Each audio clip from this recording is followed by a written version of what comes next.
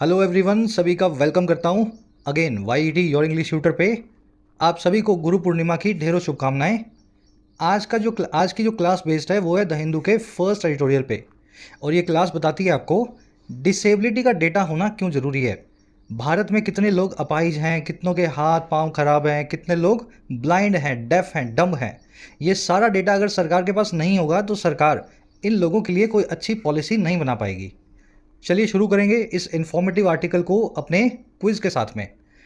मैं आपसे हमेशा यही कहता हूँ, आपको ट्रांसलेशन तो करना ही है, रीडिंग सीखनी पढ़नी आनी चाहिए आपको, लेकिन उसके साथ साथ और भी एस्पेक्ट है इंग्लिश के जो लेकर के आपको चलने हैं, जैसे कि ग्रामर, जैसे कि वोकैबलरी। अब इस आर्टिकल को पढ़ते हुए मैं हर एस्पेक्ट को आपके साथ शेयर करूंगा और लास्ट में वो सारे पॉइंट्स आप इस क्विज़ पे अप्लाई करेंगे। 7 मार्क्स मिलने चाहिए आपको आउट ऑफ 7। क्लास के लास्ट में ही क्विज़ का आपको सोल्यूशन करवाएंगे। शुरू करते हैं अपनी क्लास को। आइए कुछ नया सीखते हैं।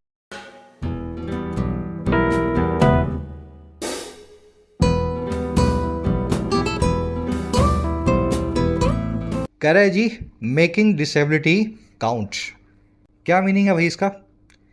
देखो, मेक समथिंग काउंट तो एक फ्रेज होता है, इसका मीनिंग बाद में निकालेंगे। पहले इसका सीधा सीधा मीनिंग समझो। किसी चीज़ को काउंट करवाना। कह रहा है सरकार से आप डिसेबिलिटी के डेटा को काउंट करवाओ। ऐसा मत करो कि डिसेबल्ड लोगों का डेटा आप सरकारी सर्वे में लोगे ही नहीं।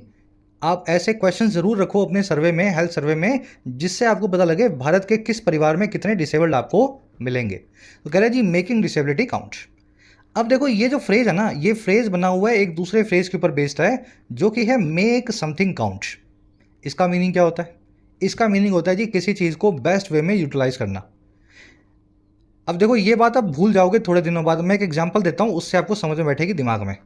आपने मुझसे एक दिन आके 1 लाख रुपए मांगे और बोला सर मैं एक व्यापार करना चाहता हूँ, ये बिजनेस आइडिया है, मुझे पैसे दे दो। मैं आपको 1 लाख रुपए देते हुए क्या बोलूँगा? मैं बोलूँगा make these 1 lakh rupees count. इन 1 लाख रुपयों का अच्छे से फ़ायदा उठाना, बेस्ट वे में इनको यूटिलाइज करना। तो utilize something in the best way is called to make something count. अब ये दूसरा वाला मीनिंग भी आप टाइटल में फिट कर सकते हैं अगर ये ईडियम आपको आती हो, और इसका मीनिंग ये निकलेगा कि डिसेबिलिटी का डेटा आप काउंट करेंगे और फिर उसको अच्छे से अच्छे तरीके से यूटिलाइज करेंगे। समझ पा रहे हैं ना? ईडियम आपको अगर आती है तो ये दूसरा मीनिंग भी टाइटल का निकलेगा। चलिए, मेक समथिंग काउंट ईडियम को याद रखेंगे, आज आपसे पूछी जाएगी क्विज में। आगे बढ़ो। टाइटल पैराग्राफ पे क्या कहना चाह रहा है पता लगे। कह रहा है including disability in the NHFS 6 will serve the government well. कह रहा है जी, इंक्लूड करना डिसेबिलिटी को या डिसेबिलिटी के डेटा को, और किस में? नेशनल फैमिली हेल्थ सर्वे में, NHFS में, जो है 6वीं बार होने वाला, 5 साल में एक बार होने वाला सर्वे है। कह रहे हैं जी, इस डेटा को भी अगर आप इंक्लूड कर लेंगे ना, ये सर्व करेगा, ये पूरी सर्विस देगा, पूरा फ़ायदा देगा हमारी सरकार को अच्छे से, वेरी वेल। इससे सरकार को ही फ़ायदा मिलेगा। सरकार जब अपनी पॉलिसीज़ बनाएगी तो डिसेबल्ड लोगों के लिए कुछ स्पेशल अपनी पॉलिसी तैयार कर पाएगी। आगे बात समझ में। इंक्लूडिंग आपका सब्जेक्ट है, वर्ब की ING फॉर्म है। देखो, इंक्लूडिंग एक प्रेपोजिशन भी है जिसका मतलब होता है शामिल करते हुए, लेकिन यहाँ पे इंक्लूड वर्ब से इंक्लूडिंग जीरंड बनाया गया है सब्जेक्ट के लिए, और इसकी वर्ब को बनाया गया है विल सर्व। ये जो काम है ना इंक्लूड करने का, ये सर्व करेगा, ये फ़ायदा देगा हमारी सरकार को। इंक्लूडिंग सब्जेक्ट विल सर्व इसकी वर्ब। आर्टिकल में ग्रीन और पिंक कलर में आपको सारे सब्जेक्ट्स और वर्ब मिलेंगे, इनको पकड़ते हुए चलना है, क्योंकि अगर सब्जेक्ट और वर्ब आप सेंटेंस का नहीं पकड़ पा रहे हो ना, तो मीनिंग कभी भी नहीं निकाल पाओगे कॉन्फिडेंस के साथ।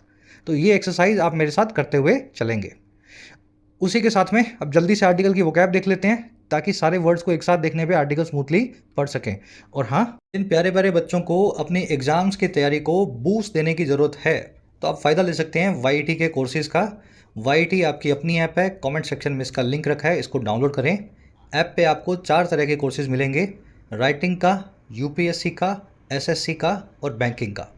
राइटिंग कोर्स के अंदर आपको बेसिक से एडवांस्ड लिखना सिखाया गया है किसी भी एग्ज़ाम के लिए, किसी भी फॉर्मेट में।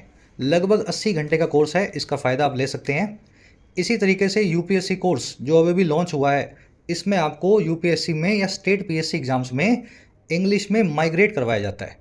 किसी भी आप मीडियम से आ रहे हो, आप इंग्लिश में अपना आंसर राइटिंग, CSAT, डिस्क्रिप्टिव ऐसे, ग्रामर, वोकैब, ये सब चीज़ें सीख सकते हैं इस कोर्स की मदद से।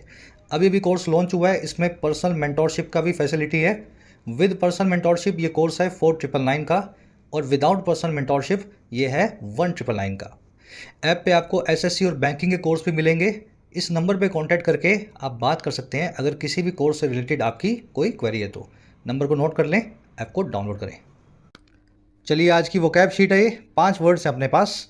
इररिफ्यूटेबल, देखिए ऐसी चीज़ जिसको रिफ्यूट ना किया जा सके वो इररिफ्यूटेबल है। अब आप पूछोगे सर रिफ्यूट करना क्या होता है?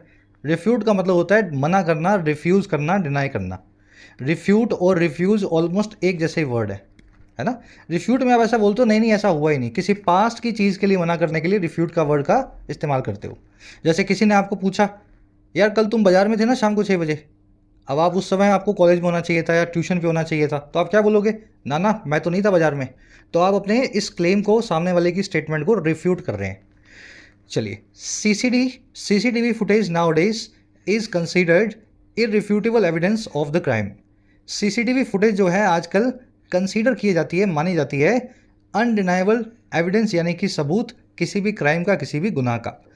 सीसीटीवी एविडेंस अगर आपको कहीं से मिल गई है ना तो वो क्राइम को आप रिफ्यूट नहीं कर सकते हैं, कोर्ट में वो एविडेंस जो है मानी जाएगी। अब इररिफ्यूटेबल को इन सभी वर्ड से बताया जा सकता है। इनकॉन्ट्रोवर्टिबल, ऐसी चीज़ जिस पे कोई कंट्रोवर्सी ना हो सके, बिल्कुल साफ साफ हो, सामने हो, है ना। अनडिनाइबल, जिसको मना ना किया जा सके, डिनाई ना किया जा सके। इनकंटेस्टेबल, जिसको कॉन्टेस्ट ना किया जा सके, जिसको झुटलाया ना जा सके। और इनडिस्प्यूटेबल। डिटेल में इसीलिए बता रहा हूँ मैं, सारे वर्ड्स एक ही वर्ड्स हैं, आपस में कनेक्टेड हैं। चलिए आगे बढ़ते हैं, आज इनकंटेस्टेबल या अनकंटेस्टेबल वर्ड आर्टिकल में देखेंगे। अगला वर्ड है एरोनियस। आपने एरर तो सुना ही होगा। एरर क्या होती है जी? गलती।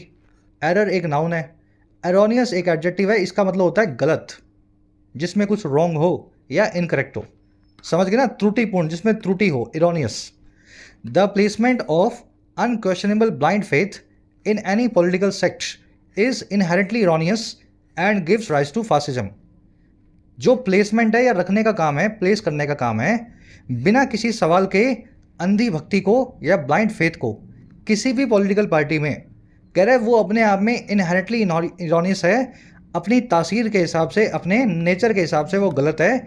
और ये राइज देता है इस संभावना को जो है फासिज्म की, यानी कि तानाशाही की। जब भी कहीं पे ब्लाइंड फेथ लगाएंगे, वो ब्लाइंड फेथ हमेशा मिसयूज होता है। ब्लाइंड फेथ देना ही अपने आप में इरोनियस एक्ट ऑफ, है ना, एक्ट है। चलिए, इरोनियस वर्ड को ऐसे आप यूज़ कर सकते हैं, ये वर्ड आर्टिकल में देखेंगे। इसको मिसलीडिंग, फैलेशियस या इनएक्यूरेट भी बोला जा सकता है। अगला जो वर्ड अपने पास ग्लेरिंग। ग्लेरिंग का मतलब होता है जो ग्लेयर करे। और ग्लेयर कौन सी चीज़ करती है? जो चमकती है। तो हर वो चीज़ ग्लेरिंग है जो ऑब्वियस है, चमकने वाली है, दूर से ही साफ साफ दिखाई दे रही है। समझ पा रहे हो ना? अ ग्लेरिंग मिस्टेक ऐसी मिस्टेक होगी जो दूर से ही दिख रही है कि कुछ गलती हुई है, ग्लेरिंग मिस्टेक। अ ग्लेरिंग स्टेटमेंट, ग्लेरिंग कंट्रोवर्सी, हर चीज़ ग्लेरिंग हो सकती है जो नोटिसेबल हो। ऐसे इस वर्ड को कनेक्ट करके रखना। ग्लेरिंग को फ्लैग्रेंट भी बोलते हैं, ब्लेटेंट भी बोलते हैं, और कॉन्स्पिक्यूअस भी बोलते हैं। कॉन्स्पिक्यूअस तो ऐसी चीज़ होती है जो चमक धमक के साथ दिखाई देती हो। किसी ने लाल रंग के कपड़े पहने हैं तो वो कॉन्स्पिक्यूअस परिधान है, दूर से दिखने वाला। Several glaring errors, several conspicuous errors in your writing leave a bad impression on the readers. बहुत सारी साफ साफ दिखाई देने वाली गलतियां आपकी राइटिंग में एक खराब इंप्रेशन को छोड़ती हैं आपके रीडर्स पे या आपके एग्जामिनर पे। ठीक है, इसीलिए हम राइटिंग का कोर्स भी चलाते हैं, बच्चों को बिगनर लेवल से लिखना सिखाते हैं अंग्रेजी में। अगला वर्ड है अपना आज का सेकंड लास्ट, शुलिश। शुलिश का मतलब होता है जी रूड, रूखा, है ना, बदतमीजी भरा। इल नेचर्ड भी बोल सकते हैं इसको, इल मैनर्ड भी बोल सकते हैं, इल नेचर्ड भी बोल सकते हैं, और बुरिश भी बोल सकते हैं। बुरिश एक नया वर्ड होगा आपके लिए, रूखेपन वाली चीज़ है ना, उसको बोलते हैं boorish. It is considered churlish या रूड या boorish to take pictures of strangers without their explicit permission. ये बहुत ही कंसीडर्ड माना जाता है, चुलिश यानी कि रूखा, बहुत ही रूड माना जाता है। आप किसी अनजान आदमी की पिक्चर्स लें बिना उसकी साफ साफ परमिशन के। आई बात समझ में? पब्लिक प्लेस पे आप ले सकते हैं, लेकिन वो भी गलत है अगर उसकी परमिशन आपने नहीं ली है। और प्राइवेट स्पेस में तो आप किसी की पिक्चर ले ही नहीं सकते हैं, अगर लेते हैं तो सामने वाला आपको कोर्ट तक घसीट सकता है। चलिए, लास्ट वर्ड है इसका, मिनिशा। ये वर्ड बना है माइनर से या माइन्यूट से। छोटी सी चीज़ को बोलते हैं मिनिशा, या यूं कह दें छोटी सी डिटेल को, छोटी सी, समझ गए ना, किसी भी चीज़ की छोटी सी बारीकी को बोलते हैं मिनिशा। ये वही वर्ड है फॉर्मूला जैसा, जिसके आगे ई लगा दिया जाए तो प्लूरल बन जाता है। वैसे मिनिशा के आगे ई लगा दिया जाए तो ये भी प्लूरल बन जाता है ना। सिंगुलर प्लूरल का इसका सिस्टम ध्यान रखना, फॉर्मूला की तरह ही फॉर्मूला की तरह ही ये वर्ड भी प्लूरल बनता है। चलिए, sometimes we get stuck with minutiae and lose side of the bigger picture. कभी कभी हम फंस जाते हैं छोटी छोटी डिटेल्स में, मिनिशिया में, और लूज कर देते हैं साइड को, बड़ी पिक्चर की, बड़ी तस्वीर को देखना भूल जाते हैं, उसको देख नहीं पाते हैं। आप जैसे एक सब्जेक्ट के एक टॉपिक पे 2 दिन बर्बाद कर रहे हो, तो आप अपना टाइम वेस्ट कर रहे हो, क्योंकि बहुत सारे टॉपिक्स हैं, आप बड़ी पिक्चर नहीं देख पा रहे हो, सिलेबस को पूरा नहीं कर पाओगे अगर एक ही छोटे से टॉपिक पे अड़े रहोगे।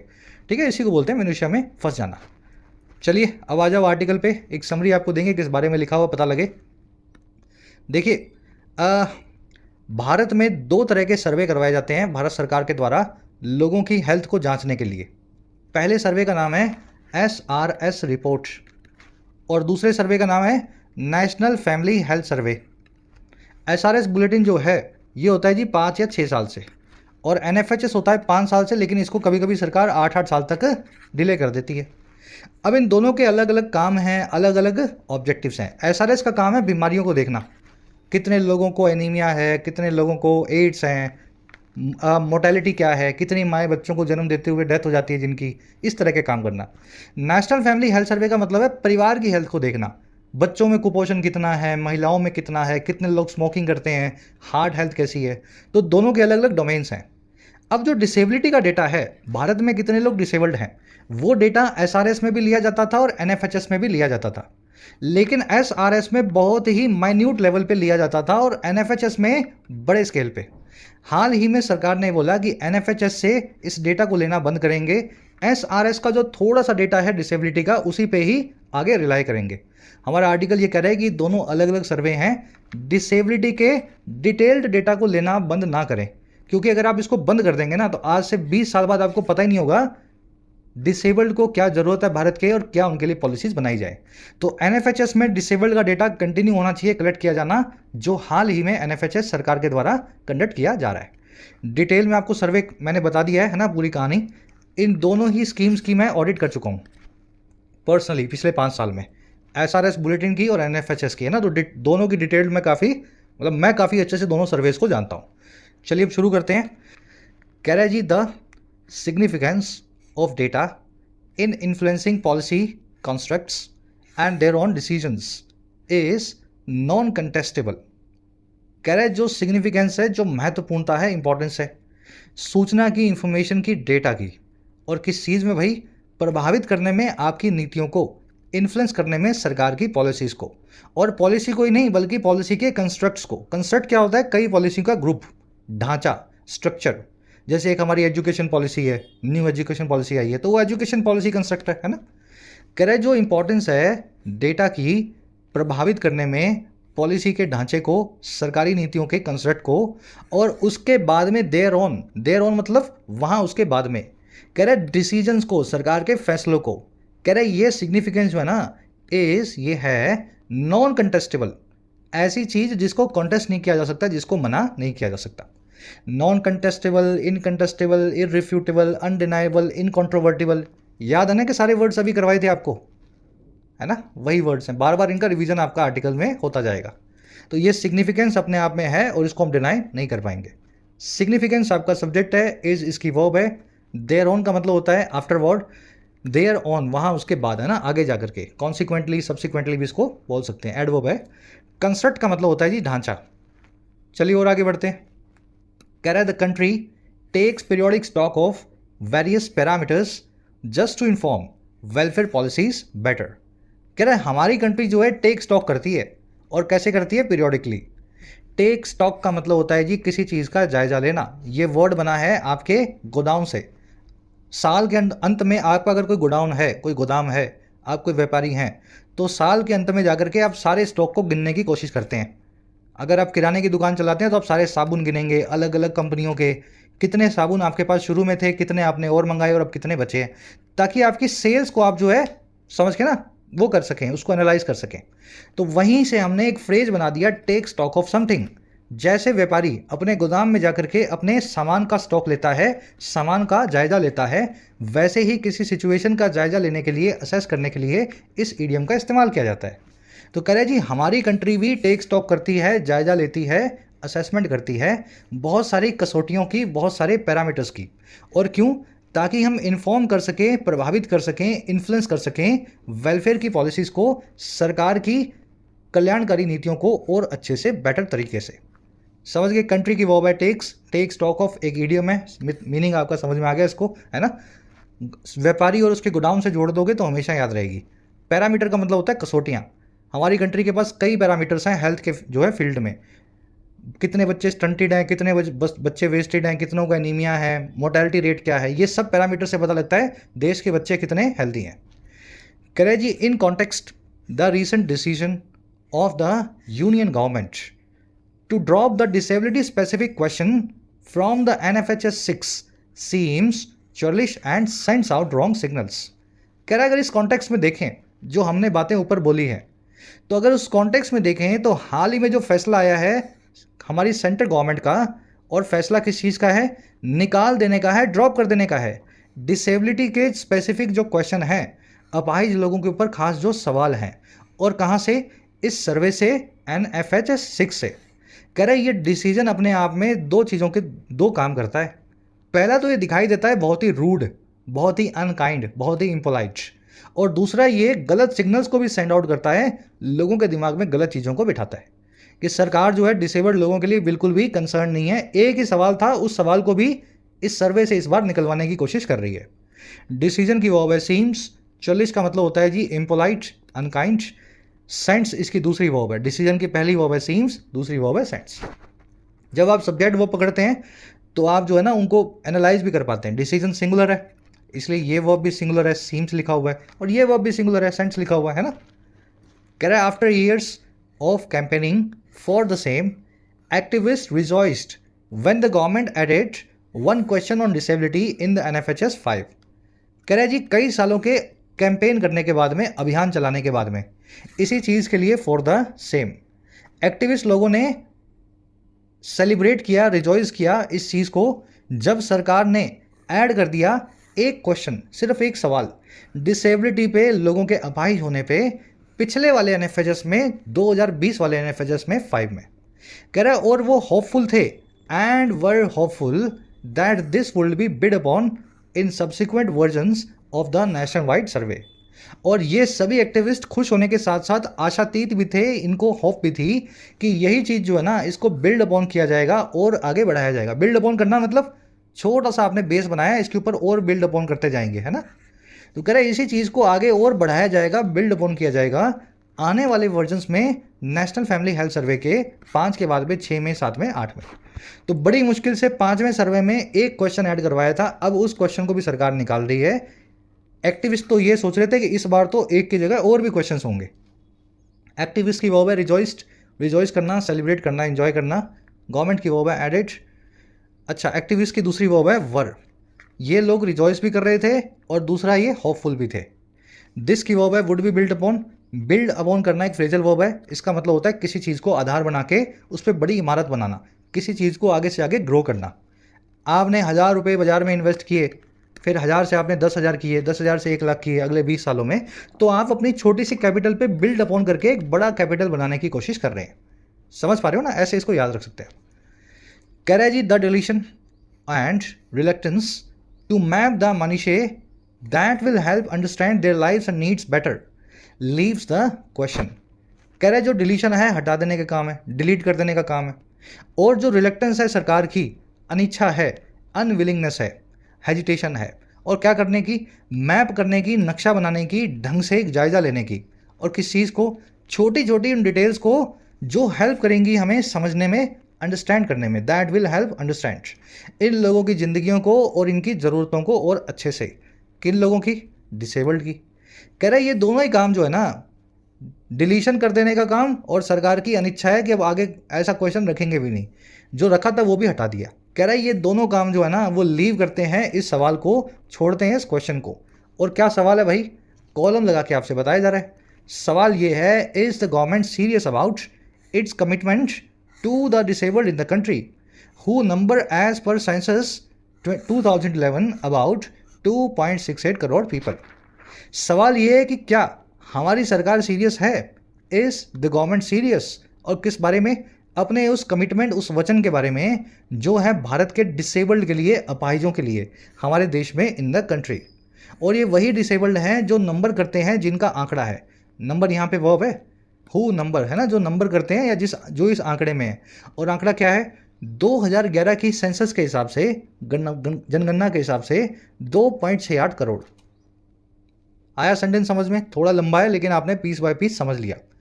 इन लोगों को हटा देने का काम, इनके सवाल को, और फिर नए सवाल ना जोड़ने का काम इस क्वेश्चन को लीव करता है।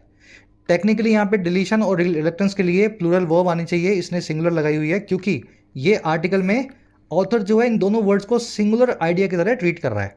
सिंगुलर आइडिया वाला कॉन्सेप्ट आप जानते होंगे, time and tide, bread and butter, cart and carriage, science and technology, drinking and driving, shelling and firing. ये सारे वो वर्ड्स हैं जो डबल तो होते हैं एंड से जुड़ के, लेकिन एक ही चीज़ की तरफ इशारा करते हैं। ड्रिंकिंग एंड ड्राइविंग मतलब शराब पी के गाड़ी चलाना। तो ड्रिंकिंग ड्राइविंग को अलग अलग ना समझे, एक ही चीज़ समझ करके सिंगुलर वर्ब दें। वैसे ही इस आर्टिकल के ऑथर ने डिलीशन और रिलक्टेंस को सिंगुलर आइडिया समझा है और सिंगुलर वर्ब दी है। समझ गए? चलो, आपको हर चीज़ समझ में आनी चाहिए हुआ क्या है। ये सवाल दूसरा है कि सर यहाँ पे पेपर में क्या करके आऊँगा, सिंगुलर वर्ब लगाऊंगा या प्लूरल, वो डायरेक्टली डिफरेंट क्वेश्चन। ठीक है, आपको प्लूरल ही लगानी है क्योंकि ये ऐसा कोई फ्रेज नहीं है जो एसएससी बैंक जो है ऑलरेडी इसको सिंगुलर मानता हो। आप यहाँ पे प्लूरल वर्ब लगाएंगे। म्यूनिशा यहाँ पे एक प्लूरल जो है नाउन है, आपको मैंने बताया था। माइनर डिटेल को बोलते हैं, सिंगुलर के अंदर ये ए के साथ आता है और प्लूरल में पीछे ई लगा के आता है। दैट आया है इसके लिए, म्यूनिशा के लिए। इसकी वर्ब है विल हेल्प। गवर्नमेंट की वर्ब है इज। ये यहाँ पे पूरा इंट्रोगेटिव सेंटेंस है, लास्ट में क्वेश्चन मार्क है, सवाल पूछा गया है, इसलिए हेल्पिंग वर्ब को सब्जेक्ट से पहले रखा गया है। हु आया है द डिसेबल्ड के लिए। द डिसेबल्ड मतलब सभी के सभी डिसेबल्ड लोग, द प्लस में एडजेक्टिव। द वाइज मतलब सभी समझदार, द पुअर मतलब सभी गरीब, द रिच मतलब सभी अमीर, द डिसेबल्ड मतलब सभी अपाहिज। तो वही कॉमन प्लूरल नाउन का यहाँ पे फॉर्मूला लगाया गया है। इसलिए हु की वर्ब जो है प्लूरल है क्योंकि हु का एंटीसीडेंट जो है वो भी कॉमन प्लूरल नाउन है। अच्छे से घुस के सेंटेंस को समझोगे तो हर चीज़ पकड़ में आएगी। और ये कैसे आएगी? रेगुलर क्लासेस को अटेंड करने से। आगे कह रहा है जी, the ministry of Health and Family responded that questions about disability were already asked as part of the sample registration survey or SRS 76 round conducted between July and December 2018। कह रहे जो ministry of health and family welfare है, या यूं कह दें स्वास्थ्य मंत्रालय है, उसको हम भारत में बोलते हैं ministry of health and family welfare. कह रहे स्वास्थ्य मंत्रालय ने, मिनिस्ट्री ने रिस्पॉन्ड किया, प्रतिक्रिया दी, दैट वो ये कि जो सवाल थे डिसेबिलिटी को लेकर के उनको पहले से ही पूछा जा सकता है या पूछा गया है। और किसमें? एसआरएस सर्वे के एक हिस्से के तौर पे, सैंपल रजिस्ट्रेशन सर्वे के एक पार्ट के तौर पे, जो था उसका 76वां राउंड। और कह रहे जो कंडक्ट किया गया था जुलाई और दिसंबर 2018 के बीच, इन दोनों पीरियड्स के टाइम जो है पॉइंट्स के बीच। कह रहा and that any specific information can be tabulated from the raw data which is also available in public domain. और मिनिस्ट्री ने ये भी बोला दैट, एंड ये भी बोला दैट कि कोई भी खास इंफॉर्मेशन उसको टेबुलेट किया जा सकता है, टेबल बना के निकाला जा सकता है। टेबुलेट करना मतलब लिस्ट बनाना। कह रहा है कोई भी खास इंफॉर्मेशन को टेबुलेट किया जा सकता है उस कच्चे डेटा से, रॉ डेटा से, जो कि अवेलेबल है पब्लिक डोमेन में, आम जन के लिए खुले तौर पे वेबसाइट्स पे। तो मिनिस्ट्री ने यही बोला, ये डेटा तो हम इकट्ठा कर चुके हैं अपाहिजों का, बार बार क्यों करना है, 2018 में हो ही चुका है। तो इसलिए अब जो नया वाला सर्वे हो रहा है उसमें हम इस डेटा को नहीं लेंगे एनएफएचएस में। मिनिस्ट्री की वर्ब है रिस्पॉन्डेड। क्वेश्चंस की वर्ब है वर आस्क्ड पैसिव वॉइस में। इंफॉर्मेशन की वर्ब है कैन बी टेबुलेटेड, टेबुलेट करना, किसी चीज़ को टेबल में लाना। विच की वर्ब है इज, विच आया है इंफॉर्मेशन के लिए। इंफॉर्मेशन एक ऐसा नाउन है जिसका प्लूरल नहीं बनाया जा सकता है, एक अनकाउंटेबल नाउन है। याद है ना वो सारे nouns, information, equipment, news, bread, advice, piece, paper, वो सारे इंफॉर्मेशन जैसे ऐसे नाउन्स जो कि अनकाउंटेबल है, जिनके आगे कभी भी इंग्लिश में एस नाम का लेटर नहीं लगेगा, है ना, सिंगुलर ही रहेंगे हमेशा। चलिए और आगे बढ़ते हैं। एक ग्रामर कॉन्सेप्ट है यहाँ पे, पहले ये अपने पूरा करेंगे ये वाला पैराग्राफ, फिर उसके बाद इस कॉन्सेप्ट पे आएंगे। Correct, it has also gone on record stating that disability data will not change fast. कह रहे जी मिनिस्ट्री यहाँ तक आगे बढ़ गई, इट हैज़ गॉन, और कहाँ पे? ऑन रिकॉर्ड, ऐसा स्टेट करने की तरफ। ऑन रिकॉर्ड का मतलब है सबके सामने है, न्यूज़पेपर में, अखबारों में, टीवी क्लिपिंग्स में।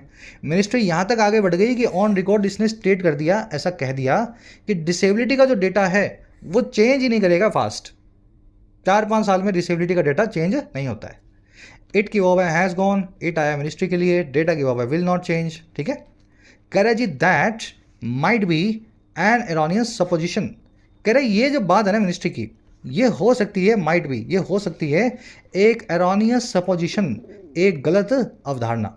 सपोजिशन क्या होती है जी? कंजेक्चर, आपकी सोच, आपकी कोई स्पेकुलेशन या अजम्पशन। और एरोनियस होता है जिसमें एरर हो, जो मिसलीडिंग हो, जो फॉल्टी हो, जो गलत हो, इनएक्यूरेट हो। कह रहे जी मिनिस्ट्री की ये बात जो है ना अपने नेचर के हिसाब से गलत भी हो सकती है, आगे इसको प्रूव करके दिखाएगा। दैट की वर्ब है माइट बी। एरोनियस का मतलब होता है गलत, सपोजिशन का मतलब होता है ना अजम्पशन। चलिए जल्दी से अपना आज का ग्रामर कॉन्सेप्ट देखेंगे। इतनी बार करवा चुका हूँ कि देखते ही इस कॉन्सेप्ट को आपको, इन क्वेश्चंस को सॉल्व कर लेना है। ये उनको बस सिर्फ उनके लिए समझा रहा हूँ जो नए बच्चे हैं, पुराने वालों को सबको आता है। जब भी आपको रेंज बतानी हो यहाँ से लेकर के यहाँ तक, तो आप या तो फ्रॉम और टू इस पेयर का इस्तेमाल करें, या फिर बिटवीन एंड इस पेयर का इस्तेमाल करें रेंज बताने के लिए। The USA has gone to 9 wars between 2000 to 2023। America 6 wars में जा चुका है। गो टू वॉर का मतलब होता है जंग की शुरुआत करना। अमेरिका 6 जंगों की शुरुआत कर चुका है, 9 वॉर्स की। और कब से कब के बीच? 2000 से 2023 के बीच में। अब यहाँ पे बिटवीन जो टू लगा रहे हो ये गलत पेयर है। सही पेयर क्या बनता है? देखो, या तो बिटवीन को फ्रॉम लिखो और लिखो फ्रॉम 2000 टू 23, और या फिर आप यहाँ पे बिटवीन का बिटवीन रहने दो और यहाँ पे टू को बदल दो एंड में। अब देख लो आपकी क्या चॉइस है, दोनों ही ठीक है अपने अपने हिसाब से। ठीक है, चलो। The car broke down multiple times on our journey from Lucknow and Kanpur. Car जो है हमारी 9 बार ख़राब हो गई, जो है मल्टीपल टाइम्स ख़राब हो गई, ब्रोक डाउन कर गई। ब्रेक डाउन करना मतलब किसी मशीन का काम करना बंद कर देना। हमारी उस जर्नी के दौरान जो थी लखनऊ से कानपुर की, तो from Lucknow to Kanpur, and की जगह पे टू लगाना होगा। इतना कॉन्सेप्ट आपको आता होगा, नहीं आता है तो आपने सीख लिया। अब इस कॉन्सेप्ट को थोड़ा सा और बिल्ड करता हूँ। 2 दिन पहले मेरे पास एक क्वेश्चन आया किसी स्टूडेंट का, आरबीआई में increase interest rates bye 10 to 12%। कह रहे जी इसमें आपने सर बाय और टू जो लगा रखा है, या जिसने भी लगा रखा है आर्टिकल में, इसके जगह पे फ्रॉम या टू नहीं लग सकता क्या? भाई आपने तो बताया फ्रॉम टू लगाना चाहिए, फ्रॉम टू साथ में आता है, फिर यहाँ पे फ्रॉम टू क्यों ना लगाएं? बाय और टू लगा दिया तो क्या सही है गलत है? देखो ये सवाल जो है ना बिल्कुल वैसा ही है जैसे कि ये वाला सवाल है, Ram and Shyam are good friends. आपने यहाँ पे एंड देखा और आप बिटवीन को ढूंढने लगे, वैसे ही आपने यहाँ पे टू को देखा और आप फ्रॉम को ढूंढने लगे। समझ पा रहे हो क्या कहना चाह रहा हूँ मैं? जब रेंज बताने की बात हो तब फ्रॉम टू लगाओ, जब रेंज बताने की बात हो बिटवीन एंड लगाओ। ऐसे नहीं है कहीं टू लगा हुआ है तो फ्रॉम घुसाने की कोशिश कर रहे हो, कहीं एंड लगा हुआ है तो बिटवीन घुसाने की कोशिश कर रहे हो, ऐसे नहीं होगा। रेंज बताई जाएगी तभी इनका इस्तेमाल है। हालांकि इस वाले क्वेश्चन में रेंज की बात भी हो रही है, 10 से 12% से इंटरेस्ट रेट्स बढ़ी हैं, लेकिन समस्या ये है कि मैं यहाँ पे फ्रॉम लगा नहीं सकता, क्योंकि जब भी कोई चीज़ परसेंटेज से या किसी भी अमाउंट से घटती या बढ़ती है, बाय प्रपोजिशन फिक्स्ड है। My salary has increase by 10%, या my salary has increase by 2000 rupees, जो भी बोलना चाहूँ मैं, इंक्रीज हो डिक्रीज हो बाय प्रपोजिशन फिक्स्ड है। इस केस में अगर फ्रॉम लगेगा तो या तो बाय को निकाल देंगे, फिर ये गलत हो जाएगा सेंटेंस, क्योंकि बढ़ने के लिए हमें बाय को लगाना जरूरी था, और फ्रॉम को साथ में रख दिया तो सेंटेंस खराब हो जाएगा। दो प्रेपोजिशन कभी भी साथ में नहीं आती हैं, अगर वो आ रही हैं तो उनमें से एक एडवर्ब होगी, दूसरी प्रेपोजिशन होगी, आप उनको समझ नहीं पाए हो, है ना? दो प्रेपोजिशन साथ में नहीं आती हैं। तो इसका सिंपल सा तरीका क्या है जी? ऐसे केस में आप ऐसा लिखते हैं, have increase by anywhere from 10 to 12%। By preposition को उसका अलग से ऑब्जेक्ट दे दो और फिर अपनी रेंज को चलने दो जैसे जैसे रेंज को चलाना है ना?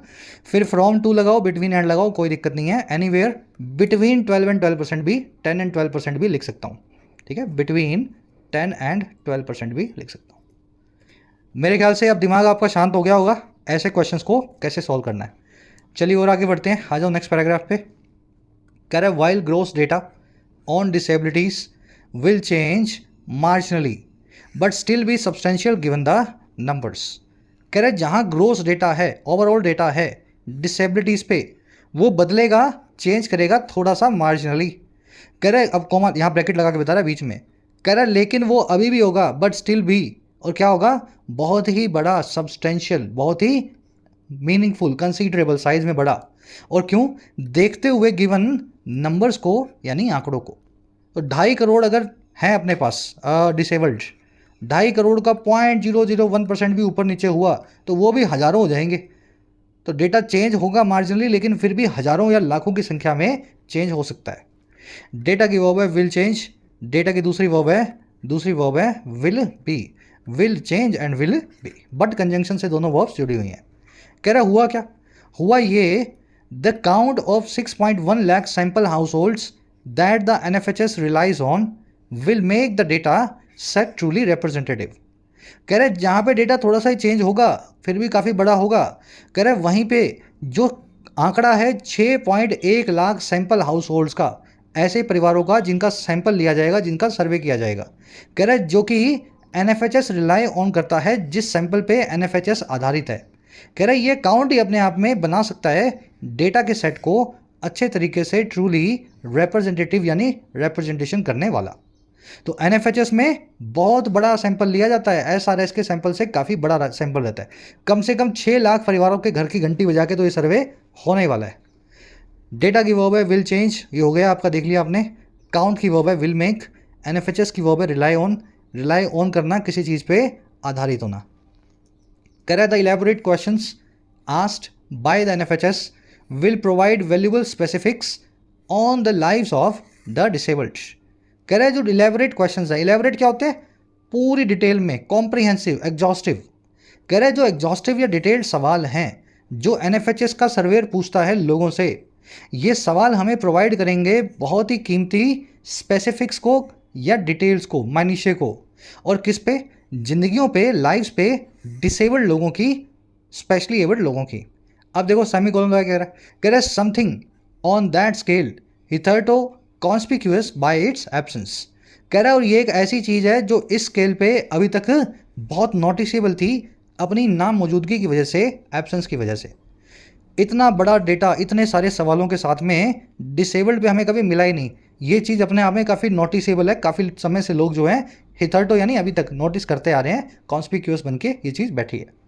सेंटेंस समझ में आ गया ना। क्वेश्चंस की वर्ब है विल प्रोवाइड, इलेबोरेट का मतलब होता है ये डिटेल्ड, हिथर्टो का मतलब होता है एज येट या सो फार, ये एक एडवर्ब है, इसका मतलब होता है अभी तक, है ना। और कॉन्स्पिक्यूअस मतलब जो दूर से भड़काऊ हो, चमकीला हो, नोटिसेबल हो, एपरेंट हो, ब्लेटेंट हो। कह रहे जी while the SRS does a good job with making the prevalence and incidence of disability, education level, living arrangements, caregivers, certificate of disability, comma, accessibility and unemployment rate among others. कह रहे जी जहाँ SRS जो है, sample registration सर्वे जो है भारत सरकार का, वो बड़ा ही अच्छा काम करता है, डज ए गुड जॉब। और किन चीज़ों के साथ, इन सभी कसौटियों के साथ। पहली कसौटी है मार्क करना डिसेबिलिटी की इंसिडेंस और जो है प्रेवलेंस को बताना, मार्क करके कि डिसेबिलिटी के अकरेंस और प्रेवलेंस क्या है, कितने % लोग डिसेबल्ड हैं और कितने, मतलब इनकी जो आंकड़ा है वो कितना डोमिनेट करता है किस एरिया में, शहरों में इतना, गांवों में इतना, अर्बन सिटीज़ में इतना, अगड़ी जातियों में इतना, पिछड़ी जातियों में इतना, प्रेवलेंस क्या है, ये चीज़ बताता है बड़े अच्छे से। एजुकेशन लेवल बताता है उनका, कैसे वो रहते हैं, लिविंग अरेंजमेंट बताता है, उनको केयर देने वाले लोग किस प्रकार के हैं, आसपास केयर गिवर्स कौन है, सर्टिफिकेट ऑफ डिसेबिलिटी उनके पास है या नहीं भारत सरकार का, ये भी बताता है, और उनका एम्प्लॉयमेंट की एक्सेसिबिलिटी क्या है और अनएम्प्लॉयमेंट रेट क्या है, दूसरी कई चीज़ों में से सब काम ये SRS जो है कर देता है। कह रहा हुआ क्या, हुआ ये कि ये सब करने के बावजूद the NFHS asks more comprehensive question. जो दूसरा वाला सर्वे है ना NFHS, वो और ज़्यादा डिटेल्ड सवालों को पूछता है, वो सवाल तो SRS पूछ ही नहीं पाता। SRS की वर्ब है डज। इंसिडेंस का मतलब होता है रेट ऑफ अकरेंस, कौन सा इंसिडेंट कितनी बार हो रहा है ये उसकी इंसिडेंस रेट बताएगी, ठीक है। इंसिडेंट के अकरेंस की रेट इज कॉल्ड इंसिडेंस। कह रहा है जी इट, अब वो बताएगा NFHS में सवाल कैसे होते हैं। It seeks answers on health and nutrition status, access to health schemes, insurance, sexual behaviour, availability of family planning, use of contraception, domestic violence, household amenities and possessions, lifestyle indicators and access to drinking water and toilets। कह रहे जी NFHS तो इतना अंदर घुस जाता है, ये इन चीज़ों के सवाल भी पूछ लेता है कि उनका हेल्थ और न्यूट्रिशन स्टेटस कैसा है, उनके पास हेल्थ स्कीम्स का एक्सेस है या नहीं, सरकारी स्कीम्स उनके पास जो है वहाँ तक वो पहुँच पाते या नहीं पहुँच पाते, इंश्योरेंस है या नहीं, सेक्सुअल बिहेवियर कैसा है, वो मैरिड हैं अनमैरिड हैं, बच्चों के साथ हैं बिना बच्चों के हैं, फैमिली प्लानिंग की अवेलेबिलिटी है या नहीं उनके पास, यूज़ करते हैं वो कॉन्ट्रासेप्शन को या नहीं यूज़ करते हैं। कॉन्ट्रासेप्शन आप जानते हैं, बर्थ कंट्रोल, फैमिली प्लानिंग की पिल्स, कॉन्डम्स वगैरह, है ना। डोमेस्टिक वायलेंस के वो शिकार हैं या नहीं, हाउस होल्ड में क्या क्या एम्यूनिटीज़ हैं, घर में टीवी, कूलर, पंखा, मोटरसाइकिल, ये सब चीज़ें एम्यूनिटीज़ हैं या नहीं। एम्यूनिटी क्या होती है, फैसिलिटीज़। और पजेशंस क्या है, एनएफएचएस में तो ये भी पता लग जाता है कितने लोगों के घर में कूलर है, कितने घरों में एसी है ना, ये चीज़ें भी पजेशन आपके पता लगते हैं। फिर उनके लाइफस्टाइल इंडिकेटर्स क्या हैं, कितना खर्चा करते हैं वो, लाइफस्टाइल कैसा जी रहे हैं, और उनके पास ड्रिंकिंग वाटर और टॉयलेट्स का एक्सेस है या नहीं। तो ये सारा डेटा मिलता है एनएफएचएस से। इट की वर्ब है 6। समझ गए ना, सिंपल सेंटेंसेज हैं, लंबे लंबे हैं। एम्यूनिटी मतलब फैसिलिटी, पजेशन मतलब जिसके आप अधिकार, जो आपके उसमें आता है, आपकी समझ गए ना, आपकी संपत्ति का पार्ट है पजेशंस। कॉन्ट्रासेप्शन आप जानते हैं, फैमिली प्लानिंग के जो टूल्स हैं, दोज आर कॉल्ड कॉन्ट्रासेप्शन। कह रहे जी there is no doubt that the latter will yield better more robust data on the disability sector. कह रहे इस बात में कोई डाउट नहीं है कि जो बाद वाला है ना, लेटर है भाई, पहले वाला कौन था, एसआरएस, वो ये सारे सवाल पूछता था एसआरएस में, सर्टिफिकेट है या नहीं, केयर गिवर कौन है।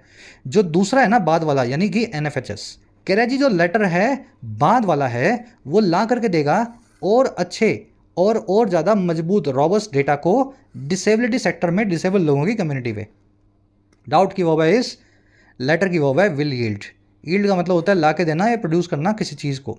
लेटर मतलब बाद वाला, इसको लेटर से कंफ्यूज नहीं करना है, लेटर इज कमिंग लेटर, ठीक है। पहले वाला कौन होता है, उसको बोलते हैं फॉर्मर। एसआरएस बुलेटिन इस केस में फॉर्मर है, एनएफएचएस इस केस में लेटर है। फॉर्मर लेटर एक दूसरे के एंटोनिम्स है। चलिए, रॉबस्ट का मतलब होता है मजबूत, स्ट्रॉन्ग, रिलायबल। कह रहे जी while health ministry officials claim that the sole NFHS question on disability 2 resulted in underreporting. कह रहे जी जहाँ हेल्थ ऑफिशियल्स हैं, हमारे स्वास्थ्य मंत्रालय के जो अधिकारी हैं, उन्होंने ये भी दावा ठोका है कि अकेला जो एक ही सवाल पूछा गया है एनएफएचएस में डिसेबिलिटी को लेके, वो भी रिजल्ट इन हुआ, उसका भी ये नतीजा निकला कि अंडर रिपोर्टिंग हुई, लोगों ने अपनी डिसेबिलिटी को छुपाने की कोशिश की एक सवाल के अंदर, वहाँ भी। कह रहे जी जहाँ ऐसा है वहीं पे that might actually be a function of training for field staff who ask the question. कह रहे जी वहीं पे ये हो सकता है एक्चुअली एक फंक्शन, एक काम ट्रेनिंग करवाने का फील्ड के स्टाफ की, जो सवाल पूछा करते हैं, हु आस्क द क्वेश्चंस। अरे बात समझ, अगर ढंग से सवाल पूछा जाए तो लोग अंडर रिपोर्टिंग ना करें। अंडर रिपोर्टिंग वो तभी करते हैं जब उनको कोई डर लगता है या उनको कोई ग्रीड होती है किसी चीज़ की कि अपनी कोई कंडीशन को छुपा लेंगे, सरकार से कुछ फ़ायदा मिलेगा। तो सवाल पूछने वाला अगर इतना कन्विंसिंग हो तो लोग अपना जवाब भी सच्चा दे सकते हैं। हेल्थ मिनिस्ट्री ऑफिशियल्स की वर्ब है क्लेम, क्वेश्चन की वर्ब है रिजल्टेड, रिजल्ट इन होना, किस चीज़ का क्या नतीजा निकलना। दैट की वर्ब है माइट बी, हु की वर्ब है आस्क। हु आया है स्टाफ के लिए, स्टाफ जो है अपने आप में एक प्लूरल वर्ड बन जाता है, स्टाफ लिखने की जरूरत नहीं है। स्टाफ मतलब योर ग्रुप ऑफ एम्प्लॉइज, है ना स्टाफ।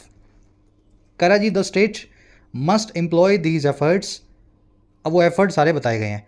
कह रहा है जी स्टेट को एम्प्लॉय करना होगा इन सारे एफर्ट्स को, इन सारी कोशिशों को आजमाना होगा, एम्प्लॉय करना होगा। और वो कोशिशें क्या क्या हैं, adding questions on disabilities, disability पे और नए सवाल जोड़ के पूछो। ट्रेनिंग फील्ड स्टाफ, सवाल पूछने वालों की फील्ड स्टाफ की ट्रेनिंग करवाओ। कह रहे क्यों, कह रहे because nothing really justifies any attempt to keep a significant section out of a massive scale count of the Indian population. कह रहा है ये सब इसलिए कराना है कि कोई भी चीज़ जो है जस्टिफाई नहीं करती, सही नहीं ठहरा सकती, वैलिडेट नहीं कर सकती किसी भी कोशिश को जो है कीप करने की, बनाए रखने की, एक बहुत ही बड़े सेक्शन को इस मैसिव स्केल काउंट से, इस बड़ी सी गणना से, स्केल काउंट से, है ना, कैलकुलेशन से, जो है इंडियन पॉपुलेशन की, भारत की आबादी की। तो ये हेल्थ की जनगणना है, ये है ना, मैसिव लेवल पे स्केल काउंट होता है। तो कह रहा है ये मैसिव हेल्थ पॉपुलेशन से किसी भी सेक्शन को बाहर रखने के लिए कोई भी चीज़ जस्टिफाई नहीं करती, कोई भी चीज़ इस चीज़ को सही ठहरा नहीं सकती कि आप डिसेबल्ड लोगों को यहाँ पे गिनो ही मत, है ना।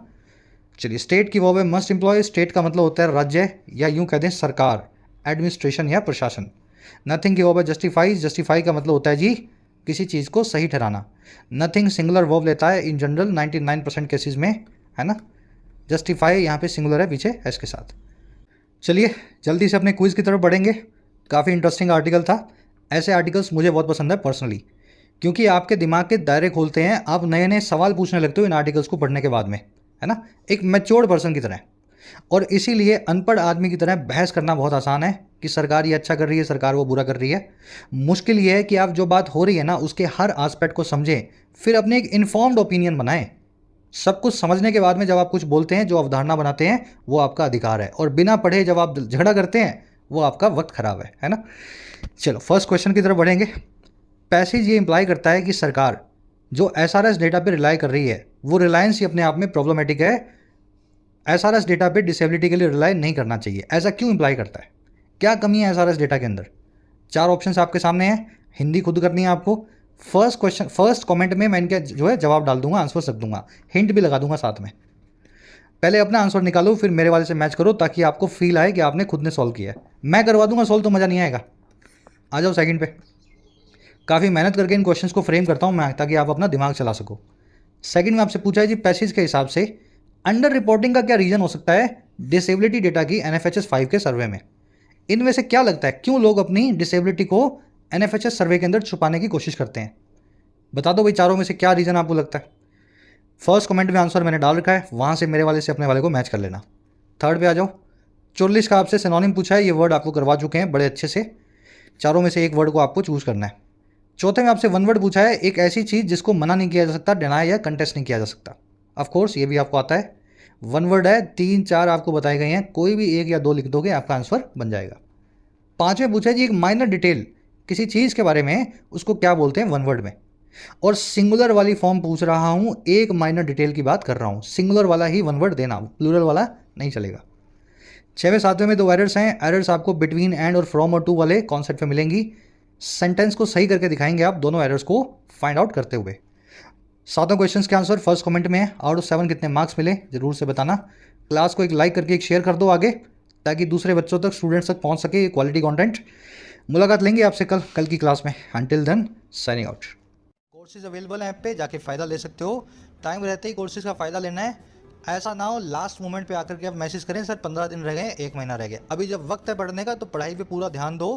कंटेंट सारा अवेलेबल है एप्लीकेशन पे, राइटिंग का, SSC का और बैंकिंग का। ऐप को जाओ, कमेंट सेक्शन से डाउनलोड करो, फर्स्ट कमेंट से लिंक रखा है। कोई भी क्वेरी हो, ये नंबर है व्हाट्सएप का, टीम से आप मैसेज करके बात कर सकते हैं।